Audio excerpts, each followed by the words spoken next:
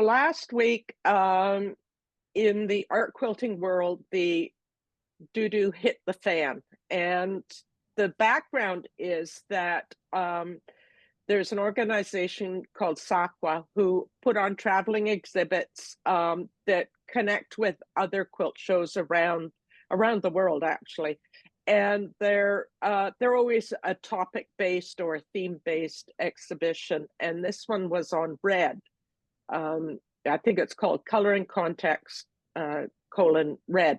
And the images and write-ups were sent to the hosting organization, in this case, the American Quilter Society, and they refused entry to two of the pieces that were not graphic in nature, but had more to do with their artist statement being about body autonomy, misogyny, and women from birth to death, and so on. So it was not, they weren't graphic in nature, and everything went crazy on social media. And the SAQUA, the organization that had the it was their exhibition, took time over the weekend to ponder their response. And then yesterday came out with a press release saying they were pulling all of their pieces out of ongoing or future exhibitions with the American Quilter Society. So I'm thinking there are two or three issues that we could touch on and talk about. So one is, how do you feel about that response? The other one is, does censorship have any place in the arts? And then more your personal response to censorship and how you would react in a similar situation. So first of all, let's go back to my response was, I jumped on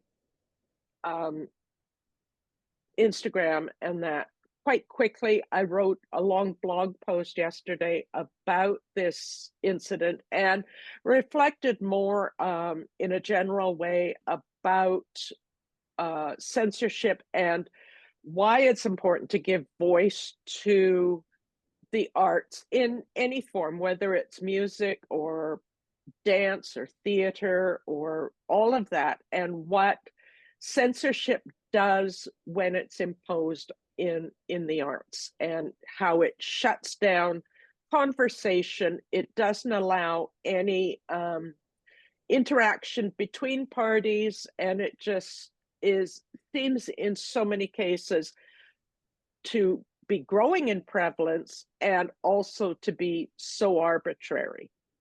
So, response. I have a question. First of all, this thing is in Florida, right? This show?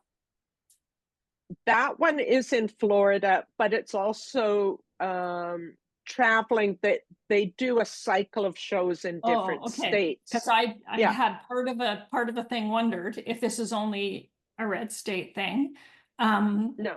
Also, were they not originally accepted in, and then it turned out that they dumped them? Or well, to some extent, the exhibition, the red exhibition, had been accepted. Oh, okay. And then they examined the artist's statement and said, right, no, these two aren't allowed in. Now, right, the American Quilter Society is based in Kentucky, which is very, very conservative, very right-wing. It's a red state. All of that. Yeah. Yeah. Okay, so my thing, I can't even remember your original question, but my whole thing about the response to this, I think it was a good response. I always feel for the people that were excited about having their work in, but I think I have zero tolerance for any kind of stuff like this. But it's funny when we talk about it in the arts in general, I do have a more limited view of, let's say, free speech than other people might. I draw the line at like hate speech. So yes, artists should be able to do, anybody should be able to do, say whatever, but I don't think platforms should be given to people who are propagating hate towards people. So that's my thing in the whole art world about should it be censored. No, I don't think it should be, but I do have a line.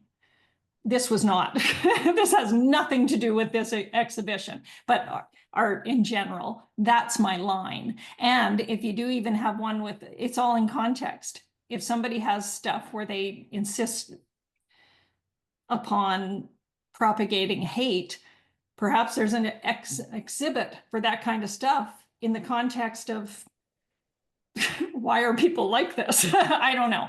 But that's my whole thing about, and I did like their response though. I feel for the people who were excited about being in the show, but to me, there's no other response but then to band together. Yeah. And yeah, so that's me.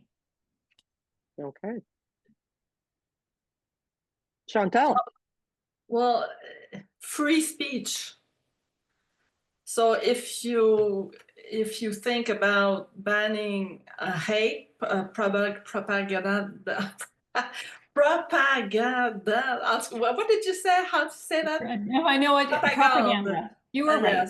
Yes. So you say free speech, but if you choose who's going to be free for speaking, you shouldn't. I know that when it's a hate.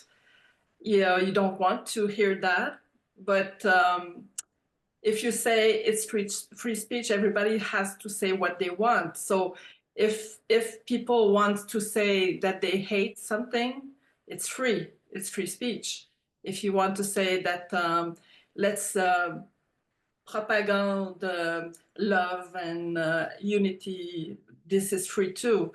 So how are we going to choose? You can't choose because we say it's free speech. So I'm very it's difficult for me to say. Sometimes I know the effect of propaganda, hate propaganda, but I can't. To be fair, there's some people that are very, very angry, and there are some people that are very good in their heart, but how do you draw the line? I'm not sure what to do with that.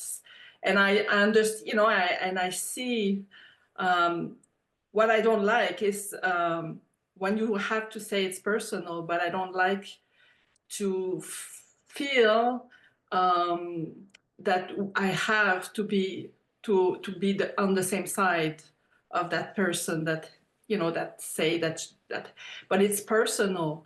So how do you? I understand what you say, Suzanne, but it's just when I hear free speech, I'm not sure, but I know that the rights, human rights, they say that it's free speech until it harm others. That's what so in that case, does this art harm anybody? Is that so? That's free. When I see what Susan does, she wants to speak up for people that didn't say that they don't have the microphone. And that's good because there have to be people that speak up for those people. But does she harm anybody? Does Susan? Because I know her, that's what she does it because she loves women and she wants them to be heard. So this is not hate. It doesn't harm anybody. No, harm. Yes, there's an H. So that's for me. It's unless it harms, and unless you want to try to manipulate somebody else, like what's happening right now with the politics. So that's where I'm at.